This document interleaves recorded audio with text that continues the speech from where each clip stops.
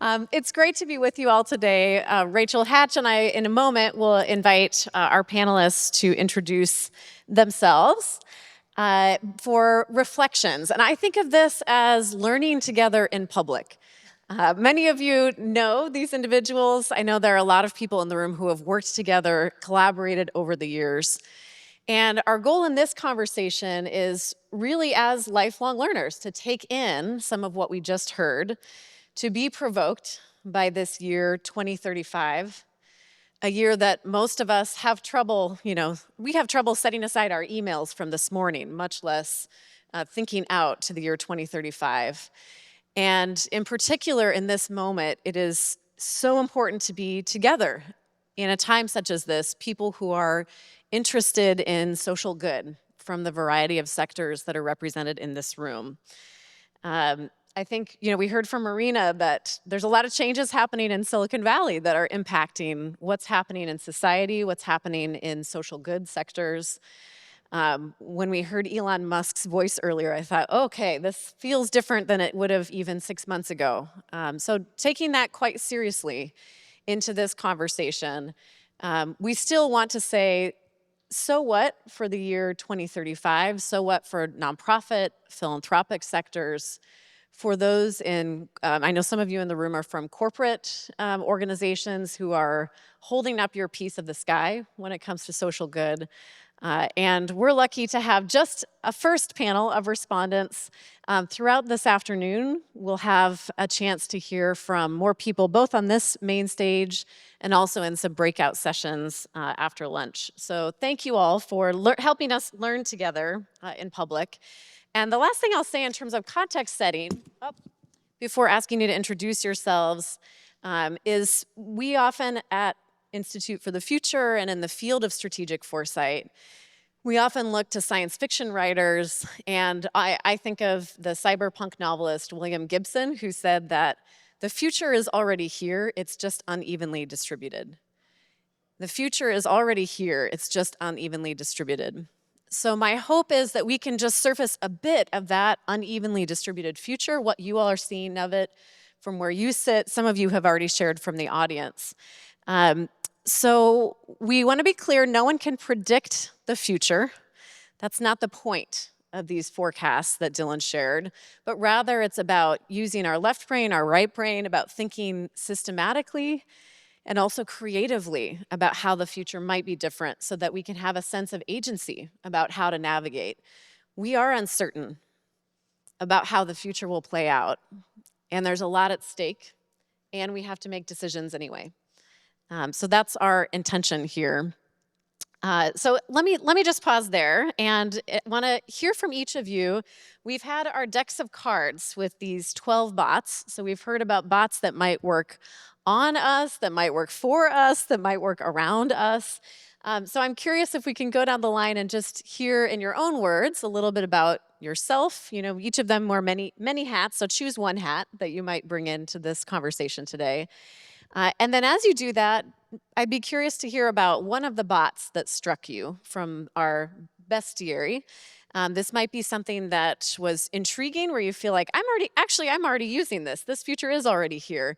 Or I could see how this would be helpful to my grandchild. Or this was deeply unsettling, and I wonder who would control this and how this would play out as it relates to social good. So Jane, can we start with you? So my name is Jane Wales, and I'm a vice president of the Aspen Institute. And my focus there is mostly on civil society and on the strength of our democracy. The program I run is called Philanthropy and Social Innovation. And I think what to say about that is just we start with the proposition that civil society is American democracy's singular asset. It's the way we solve problems together, shared problems. It's the way we steward community resources. It's the way we sort of come together to practice self-governance, in essence, and the skills of self-governance. So whenever you feel that there may be some confusion and maybe more disruption than you want on the federal level. Remember that in the community in which you live and work and share with your friends is a community in which things are working and will work well into the future, no matter how unsettling. I liked assistant because I'm of the age that I need that when it comes to technology. And I like to coach because I like to perpetually learn. And I wanted to be as far as I could from the influencer and the prophet, because I feel that we're too frequently there, identifying enemies, sometimes false enemies, instead of identifying potential allies. So happier in the first group of bots, least happy in the last group. Yep. And we have some plus ones to that sentiment. And so you're already identifying, in a world where there are more, in a 2035 where there are more AI bots than humans, which bots would we want working on our behalf to intercept or intercede? And how much time and energy might we have to put into that? Or would we want to put into that? So I appreciate your anticipating those already. Thank you. Please. Margaret. Hi, I'm Margaret Richardson from GoFundMe and Classy from GoFundMe. And our mission is to help people help each other by making fundraising as easy for professional fundraisers and individual fundraisers everywhere in the world. And I am fascinated. First of all, thank you for this opportunity. What a gift to be able to have this moment to reflect and to be together in doing it and to learn in public. This is really fabulous, so thank you. In terms of the bots, I think we are using it. We're thinking about how AI can help more people help each other and to be able to make people's lives better and give access to resources. I think one of the bots that I sort of cheated. We were sitting next to each other, and I combined the assistant and the coach because I'd like both a coach that is helping with those processes and thinking about it, but also thinking about what do I need to do better always, and who can help me to make those processes better, both personally and institutionally, for all the conversations that we're a part of and all the things that people care about. And I hear you with the coach piece. I think many of you in the room, you are leaders. You may have boards you're working with. You have peers that are your phone a friend, when you need to workshop something. But it can be challenging for leaders to augment themselves in the sense that you're seeking out coaching. We all seek out mentorship, which is distinct probably from what we would get from one of these AI bots. But it can be leadership, especially in a moment like this, where there are tough choices and a lot of trade-offs, can be a lonely place. So I appreciate your seeing how you might may already be using that. All right. Let's hear from you now. Well, thank you. Thank you, Good morning. Amir. This is really a lot of fun, so I thank you for putting this together. It's getting more uncanny as the time goes by in some ways. But my name is Amir Pasic. I'm with the Indiana University Lilly Family School of Philanthropy, the first school devoted to the study and discovery of philanthropy, what we consider a very human quality. And I'm among friends because we have both, I think, an instructor here with art in our program, our doctoral program, and I think I saw a doctoral student in the audience as well. In terms of the bot, the one that really stood out for me as a coach, because one of the fundamental transformations that AI is potentially bringing is changing the way we generate knowledge, we discover knowledge, the way we share knowledge. So it brings into question the very institution that I represent, the university. I think there was a question about that as well. And our conversations to date have been fascinating because we've kind of assumed that the institutional structure we currently have is going to continue in some ways, is going to improve them. But if this is a technology that is as fundamental as fire or even language itself, you have to think that the institutional structures that we have could be completely reconfigured. And how do we even go about that? We're not very good at even reforming institutions, as we can see when we look at our newspapers today, how much less transforming them in some fundamental way. But the coaches, they're here. I think operationally, they're already changing the way we do education. The Khan Academy has a kind of a personalized tutor, the idea that every child who doesn't have access to education could have access, Providing access to education has been one of our biggest pain points. Solving that immediately, that would be such a wonderful thing. But then lurking behind that is the even deeper uncanniness of the institutions that we have to deliver these things. How will they change, and how do we want them to change? Thank you, Amir. And Colonel Betts. Jim Betts, you already met me, with the Salvation Army. I'm actually currently stationed at our national headquarters in Alexandria, Virginia. When I think about the Salvation Army and what we do, our role in this world, our mission in this world is to come alongside people, to really connect with them in oftentimes moments of crisis. That's what we're most well known for. It could be homelessness, could be disaster, could be any number of things, but also to work with them to chart a new future, a transformed future, oftentimes working to break the cycle of intergenerational poverty in people's lives. Salvation Army has been doing that for 160 years. So when I think about these concepts and I think about these agents and all that goes with it, I mean, when I learned about the goon, the first one I want to run to is the guardian. Help me through this, protect me from this. But the facilitator really piqued my curiosity, because I find myself in so many, in the beginning of the day, I may be meeting with someone on Capitol Hill, someone who I prior to that knew nothing about, so the facilitator helping to navigate that conversation. And later that evening, I could be on a street corner with a gentleman experiencing homelessness.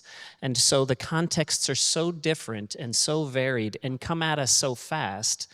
Having the assistance of a facilitator to really navigate those different relationships that we find ourselves in would be very beneficial. I love that example, just to give a sense of how wide-ranging in a given day those conversations are. And I know multiple of you have backgrounds in various parts of government as well, so you know that arena. What you're saying is reminding me of, Dylan noted and kind of paused on the fact that there may be lots of translation processes that will happen in the future.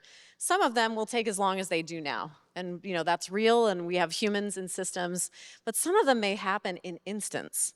And so I think of, those two concrete examples. You're meeting, on Capitol Hill, and you're engaging with a person who's living without a home. Those literal translation and, figuratively, those translation processes may shift. Some of them may accelerate. We may have mismatched expectations for a period of time about how quickly those things can unfold. So thank you each for sharing you have you have the whole deck of cards, so feel free to play another card as we go through. The second thing I want to probe is really to bring us into the space of strategic foresight and break it down into its constitutive elements. So you can see here that we don't arrive at a forecast on the right-hand side, like the forecast Dylan shared in 2035, there will be more AI bots than humans. We don't arrive at that out of sheer conjecture, right? There's a research process and an imaginative process that goes on. So in a moment, I want to ask you each about what drivers of change you're seeing from where you sit. And let me unpack, how we use that term in our practice. We think of, in some ways there are no facts about the future, but we have to make decisions anyway. So some of where we look to inform those decisions is we look for drivers of change and signals of change. And you already named, Amir, one signal of change, which is the Khan Academy example that you've seen in motion. This is, a specific example of how the future might be different that you can point to today. Drivers of change, by contrast, are much longer-term shifts that we have a certain directionality to them. You could think of them as being comprised of thousands and thousands of signals of change. Think demographic changes, for example.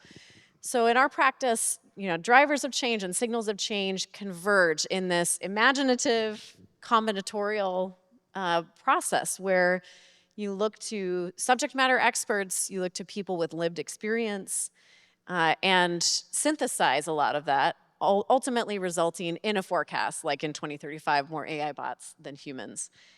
So just to kind of break down the building blocks, again, of that unevenly distributed future that you're seeing from where you sit, we'll use, for the purposes of today, this definition that drivers of change are broad, long-term forces that will shape the next decade or more. They're often measured with quantitative indicators. So you may, each of you give many keynotes. You may have a data point that you've just been sitting with that strikes you. So quantitative, indicators are helpful with drivers. They are both historical and emerging. They combine in interesting ways. They don't act independently of each other. And they give a sense of directionality. So the growth of X or the acceleration of Y, the decline of X. And in our practice, we find it's very normal for us, and any of us in our organizations and our communities, to be attracted to certain types of drivers of change. So we use the STEEP framework, many of you are familiar with this, or the PESTLE framework, there are variations. Social, technological, economic, environmental, political drivers.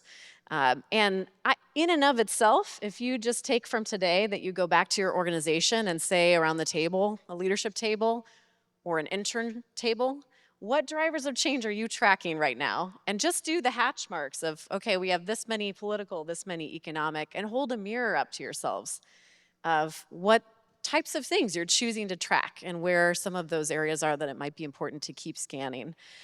So I'll give a couple just examples of signals of change. We've already talked about it, or drivers of change. We talked about the rise of disinformation and misinformation. That would be an example. Again, the directionality helps the rise of, the acceleration of disinformation, misinformation. I think of an economic driver like the financialization of housing when I think about people living without homes. So there are many that operate on the spaces of nonprofits, philanthropic organizations in this room, but I'm curious to do just a kind of a speed round down the line to understand what's one driver of change that you're tracking that you think impacts, the social impact space. I sort of have to refer to three because it's the interaction, it's the interaction among them that is creating the uncanny future we're in. And the first is technology change. And the information revolution, which is now leading us ultimately to AI, but we felt most acutely felt social media. The downside of it has been disinformation and the sort of the algorithms that drive falsehoods to the most credulous and the most likely to share. So it's a brilliant system, contained system, but could have nefarious outcomes. But on the other hand, civil society organizations have, I think Salcon is a wonderful example of such an organization. But civil society organizations have used that same technology to connect farmers to markets throughout the global South, patients to doctors, and students to tutors. Or to teachers more broadly. So there's that upside. And the second one would be economic globalization. Again, the bright side is that it lifted millions from poverty around the world, particularly in China and India. The downside is that not only did it create wealth, but it concentrated wealth. And the gap between the earnings and the assets of those who had a college education here in this country and those who did not keeps growing. And to the point that that gap is shown in multiple ways. For example, those with a college education tend to live 8 years longer on average than those without. Again, innovation in education makes a huge difference. The introductions of apprenticeships, a variety of innovations, sort of social innovations, are what'll get us away from that. And then the third is demographic change. And here's a case, and I would say with all three, is you've got forces that are resisting the natural flow, right? And that never works. I mean, the reason we try to understand the future is so that each time we see a change, we don't try to throw on the brakes. And so this is taken to, on the plus side, think of the diversity of culture, of language, of cuisine, of sport, of every aspect of our lives. And some of the most enjoyable aspects of our lives are enriched by diversity and by demographic change. Also, our economy requires it to be very sort of pragmatic about it. But on the other hand, a friend of mine was just telling me, I met for breakfast, and he was just telling me that The picture of a winner of the National Medal of Honor got taken down, and the phrase DEI got put in his place, as though he couldn't have been a brave and extraordinary individual if he wasn't of one race. So, you know, it's that resistance that can get us in trouble. It's that embrace, the capturing of the good, and mitigating of the harm that will be most important to our own self-governance. So. And it's the interaction among those Yes, the combinatorial. that makes this so unsettling. That's what gives us the uncanny valley, Yeah. is the interaction. Yeah. Thank you. I think underlying, I really appreciate everything Jane said, and underlying this is, I think, both an opportunity and a choice between fear and empathy. And I think what we can see, there is a real possibility of empathy being much more available to people understanding the experiences of individuals and communities in new and much more evocative, provocative ways than ever before, which is an opportunity for us to open to each other. And I think what we're seeing, one of the things that we're seeing is the result of acting on fear, the act of pulling back, of feeling like there may not be enough for me or my family or my children or the people who are closest to me. And if instead we can take advantage of what is becoming more available to us and think, how can I understand our similarities or understand the things that I care most about and how that might connect to another person, I think there's a real opportunity for hope, dignity, and agency, and the ways in which we can distribute that sense of there is something each of us can do differently to make the world better. That to me feels like it may not be a driver in the sense that it is the path we are on, but it does feel like an opportunity and a choice at this moment that gives me a lot of optimism. And yeah, there we go. We need that. I'm thinking, Amir, I want to say I saw on your website, I think your institution has done a little bit of research on empathy and kind of tracking that longitudinally. So I'd be curious in a moment just to hear your take on that, but also the question. And this is also reminding me of, some of you may be familiar with the nonprofit Facing History and Ourselves. And when you were talking about empathy, I thought of them. You know, their premise is so powerful in this moment that people make choices and choices make history. And we did of all things, we did an online game, a massively multiplayer online game with them. I'm looking at some of my colleagues, you remember this, on the future of empathy, more than probably about 10 years ago now. So I'd be curious to look back at that and we'll send that to you. Yes, okay. Please, Amir. Well, I love the issue of agency and empathy and caring. I think these are really fundamental issues, obviously, to the sector that we represent here in terms of civil society. And I also want to, think about the limitations of experts, and that's why I love the playfulness of this gathering, because we're throwing around metaphors and ideas and in different ways to try to peer into the future, and it's not a future that's going to happen to us, although we can if we choose to, but it is one, as both Margaret and Jane mentioned, is one that we can shape as well. So these trends, however impersonal they may seem, are actually the results of a lot of collective action that humans themselves engage in, and I think that's really important at the end of the day to think about that there is choice here to be made, that these things are not happening to us. And so in that context, one of the things that I'd like to highlight in terms of what's developing is this shrinking of civil society and the concentration of power, both domestically and both economically and politically. So we all know that, our economic system in terms of the S&P 500 and even the technologies that are being created are being created by a smaller number of firms, that wealth is being increasingly concentrated, that we again see kind of coercive power being used to solve international problems. Those of us who Jane and I were part of some institutions, I think we would be shocked to think that people are now using force to change boundaries. And we thought that we had solved that after the end of the Second World War. So there is this problem that occurs, and it was evident to the people who founded our republic that when you have concentrations of power, even if you believe you shouldn't be using it, it becomes tempting. It becomes tempting to create facts on the ground by exercising the huge amounts of power that you have. And I think returning back to the world of learning that I represent, I think that makes learning itself very difficult. I think if you don't have a context of empathy and generosity, real learning is difficult, because if you're a captain of industry or a political leader, what you learn, whether it's shared or not, doesn't matter to you at the end of the day, because you just want to be effective, you want to get things done.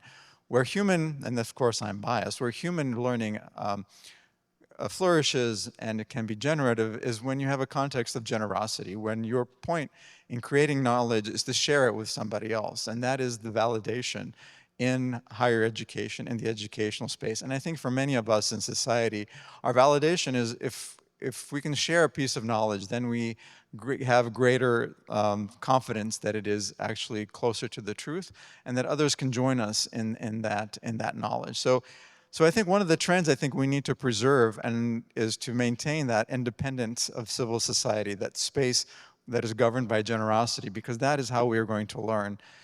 Learning that is commanded learning that is commanded or coerced is really not learning, and it just becomes something that violates human dignity at a fundamental level. There's so much in what you just said. You know, I'm thinking each of you, even though you may not wear the title of futurist on your day-to-day, you know, you shared that the future is not, it's not just something that's going to happen to us, that there is that sense of agency. Eugene, earlier you shared, you know, this is, we track what's changing about the future so that we don't just put on the brakes kind of instinctively when it happens and instead navigate. So I appreciate your sharing those kind of meta reflections on perspectives of the future as we go. As well. So thank you for that, Amir. Please. I appreciate everything that's been said, and when I listen to you, I'm encouraged by your optimism, and I'm an optimist by nature. I love to see the good that's coming, but I'm also wrestling with some of the kind of existential questions, you know, the kind of changing dynamics around issues of faith, issues of truth, issues of what it means to be human, and issues of the soul. And so as we're working with people, we're looking at how AI impacts not only how we do our business, how we function as an organization, but how does it impact those that we serve and those that we live alongside in our communities. And I'm troubled by the numbers that we're seeing right now around homelessness. Last year, we were all struck by a 12% increase in homelessness year over year. This year, the numbers just came out. It jumped another 18.1% this year. These are staggering numbers that say in all of the change, there are impacts that maybe we're not recognizing how they've happened or what are the forces that have come into play that have caused those things to happen. We see many of the folks that we work with unable to secure employment enough to sustain a family. And to be able to stay in their home, to be able to meet the needs of that family. So what does all of this mean for what it means to be human? What does it mean as we lose opportunity to work? The contribution of work, where I'm making a contribution to society, as that becomes less and less possible for many of the folks, at least in the circles where we find ourselves moving, that has a real impact on who they are and their value as a person. And so as a organization who stands in between the spaces of faith and humanity, what does that look like? And how do we not lose sight of who a person is at their core? And what does it mean to be a person with a soul?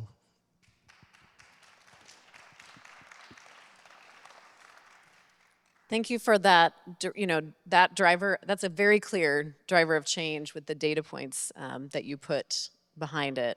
And those were national, I presume, national statistics that you were sharing, the year-on-year increase.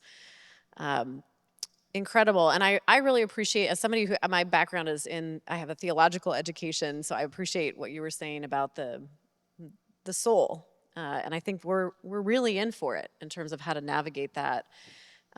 Including in the world of work. We'll hear a little bit more of kind of the year 2035 in terms of work and the economy just after lunch. But what people contribute and how they use their time and how that time is structured has so much to do with knitting up our souls. And so I appreciate that you're calling out that that piece. We talk so much more about job displacement, about retraining and reskilling and future of higher ed and technical education, and there's some missing pieces there that it's important to address. Okay, thank you for that speed round. Now the next, I just want to broaden it out, and we can be a little bit more conversational. I won't interrogate you one by one, but we've talked about how well-being might change, the economy, obviously housing and homelessness, globalization. When you think of yourselves as leaders in the social good space, what are some pathways for navigating this that you're starting to see? And that's a broad direction. You can take it in a lot of different places and how you address that, or feel free to build on what we've heard from others. Anyone who wants to go first. Well, so there's another driver we didn't talk about, but everybody on this panel knows very well, and that's the decline in the number of everyday givers and everyday volunteers. And nonprofit organizations need those volunteers to augment their workforce, and they need to meet their budget. The reason I say that everybody in this panel knows it, number one, our mama bear, Victoria Vrana, is here in the audience, and she got us all focused on everyday giving. And number two, Amir's, the Lilly School is what developed and publicized the data on showing this decline over a 40-year period. And the Salvation Army and GoFundMe are the two most important drivers of onboarding everyday givers. I first learned how to be an everyday giver when my mother took me to Macy's to buy my father's Christmas present, socks. And I didn't have much money at 4. She gave me a nickel to put into the kettle of the Salvation Army, and I became an everyday giver. And that sense of feeling like you matter, you can make a difference, even when you're 4 and you've got a mother with a nickel, stays with you for life. And so the gratitude I feel, and we all must feel for the Salvation Army, because it's still doing that today. When it was 1860s or something, the Salvation Army was started by a husband and wife, got to say. At GoFundMe, what's fascinating to me is that most gifts are $50. Most people think, well, I can't have agency if I only have $50 to give. But you give it, others match it, and you realize that you have been able to make a difference. So I just wanted to kind of mention something that's on all of our minds. And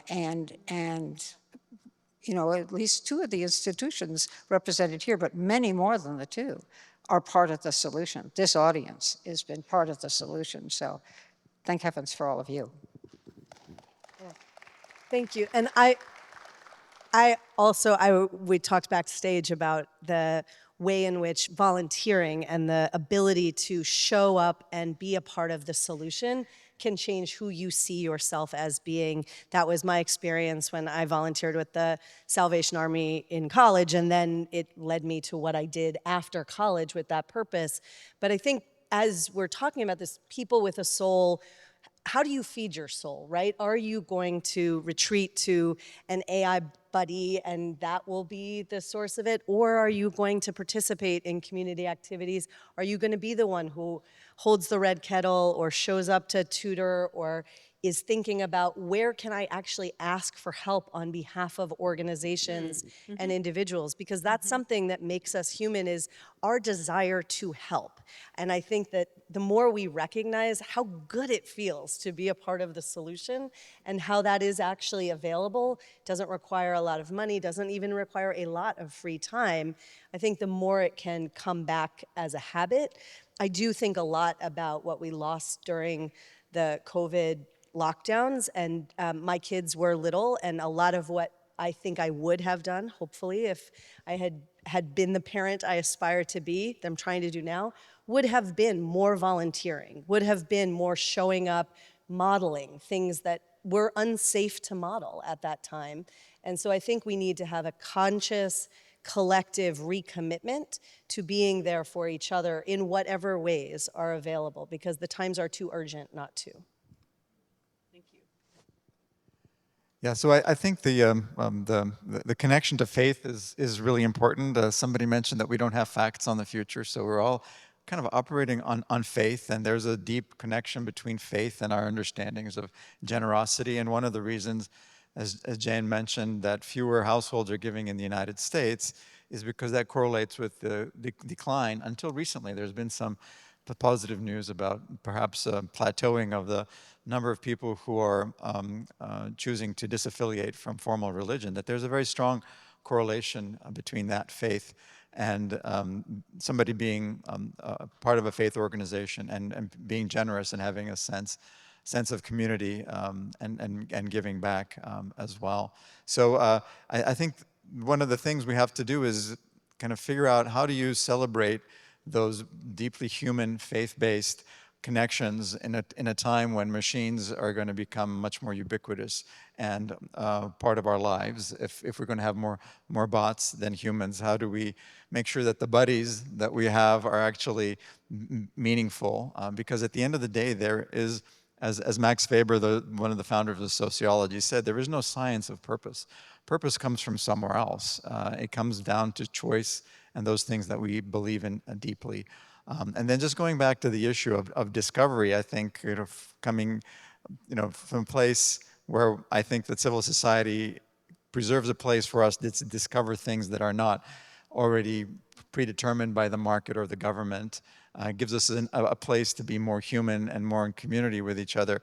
How do we preserve the opportunity for humans to continue to discover on their own? I mean, even in higher education, we're going to be using AIs to do a lot of the basic research, a lot of the literature reviews, a lot of the syntheses to read figuratively thousands of research reports that no single human, or not even a group of humans, can actually read and digest. Yep. When that becomes part of the discovery process, Yep. how do we preserve the opportunity for humans to continue to discover? And if you think that our role of being learners and discoverers, not simply receivers of a language that's going to be generated somewhere else, but actually discover on our own, if you think that's fundamental to human dignity, how do we make sure we preserve that against a lot of, I think, these pressures of both economic and political to regiment and make predictable and make perhaps too easily our role passive in this discovery process?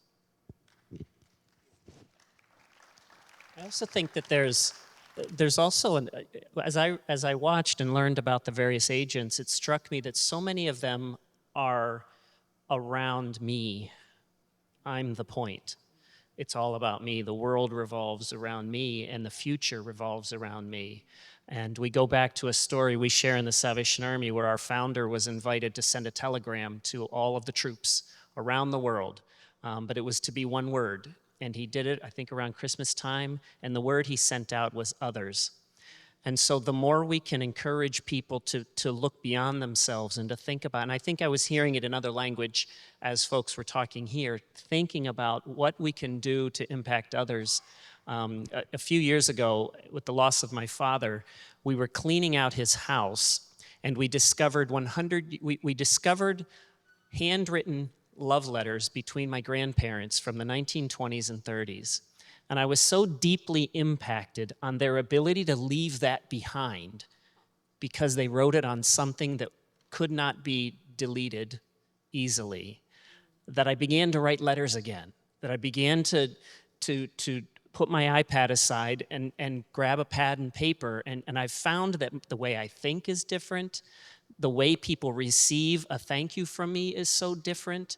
So this concept of what am I leaving tangibly behind has become important to me. And I think just one of the ways through all of this is to continue to put the focus on others and remind people that the world doesn't revolve around you as an individual. Thank you for that. And this is an important technology, pen and paper. And we've been talking a lot about how technologies, we can use them for all kinds of different ends, right? As we're seeing now, as we've seen throughout history. So thank you for that return to that moment. We have time for one last. So I'm just curious. We've talked a little bit about team robot and team human in our conversation so far. It's gotten a little feisty, and so I'm just curious. Maybe Amir, if I could start with you. I'm curious if there are any just reflections in the last couple of minutes we have here. But seriously, about team robot, team human, hybrids between the two, and how that shows up in in your work or in your world. Well, as I mentioned already, it's here. Dylan talked about, the first thing people did was cheat with AI in the classroom, and now, classrooms are trying to figure out how do you use AI actually to enhance learning, to use AI for your first draft, to do the synthesis, to critique AI, to be that human check, that human kind of overlay over whatever the AI is going to create, and it's leading to all kinds of, I think, interesting opportunities for us. It is kind of a new language. It is a language. You might think about, it's a new a meta language that's, in the way language changed, the way humans became humans. First we had language and then we had writing, and writing changed things so fundamentally in terms of leaving things behind, being able to communicate over distance and time, which fundamentally changed who we are. It changes your brain structure the way when you write and read, right? And before we did that, we were still humans in our genetic sense, but we were operating differently. So, when making that connection between, the notion that Sam Altman and others who are, controlling a lot of the way AI is evolving tell us this is more fundamental than fire. How do you translate that into the human level? If it's really going to change something, if it's going to be at least as fundamental as reading and writing, what does that mean to the way we want to kind of govern ourselves, to how we want to be together in community? And we should be doing more of these exercises, which I think is so fundamental, and not kind of following and figuring out what is the wave and how do I jump on the wave. We are creating the wave, so it has to be, if this is kind of a potentially deeply human moment, going back to fundamentals about what do we believe in, who do we want to be, and seizing that agency very, very deliberately, and saying this is going to change who I am. I want to be part of that change. Thank you. We just have one moment left. Any last reflection? This is just the start of a conversation. Any last reflections on team robot, team human, or are we ready to bring back up our literal team human and team robot? The only thing I would add is that the best of both will produce something truly remarkable.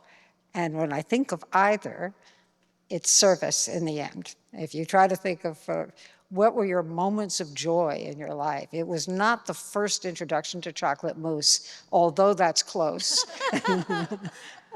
but it's to service. And the best of both will be put to the service of others. Thank you for grounding us there. Please join me in thanking our panelists.